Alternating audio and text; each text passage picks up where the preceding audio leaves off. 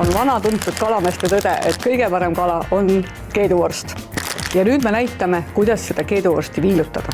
Loomulikult võib lõigata keeduvorstist selliseid tugevaid tükke, et hambad ja põruks ja kõhu saaks täis. Aga tänane eesmärk on meil siis lõigata võimalikult palju ühesuguseid õhukesi viile. Ehk siis oluline see, et viilud oleksid terved, mitte sellised.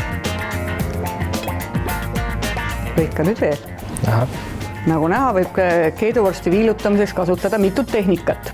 Üks on siis see, kus nuga liigub sujuvalt läbi vorsti. Teine on meil ka väga hea kokadrevintehnika. Sedasi võite ka lõigata, aga tõenäosus, et saate korralikud tükid, on üsna väike. Nii, kasutame seda esimest tehnikat, kus siis nuga liigub aeglaselt läbi vorsti. Soojendusharjutused on tehtud ja alustame nüüd siis viilutamise võistlusega.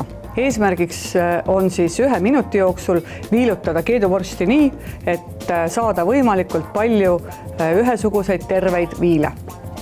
Need viilud, mis lähevad katki, siis korjatakse võistluselt ära. Ehk siis arvesse lähevad ainult terved viilud. Oled sa valmis? Yeah. Nii, aeg läheb käima nüüd.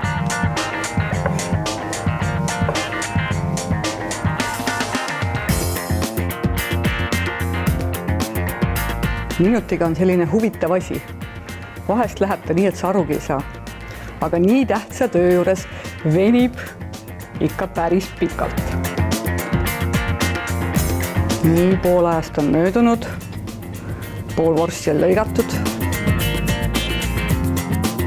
Nii, käimas on viimane veerandik. Vorstist on alles veel väike jupp.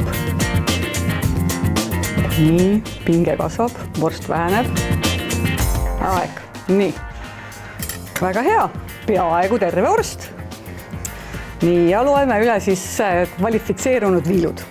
1, 2, 3, 4, ei lähe, 5, 6, 7, 8, 9, 10, 11, 12, 13, 14, 15, 16, 17, 18, 19, 20 tervet viilu. Tehke järgi või tehke paremini. Sööma! Eesti toidumess.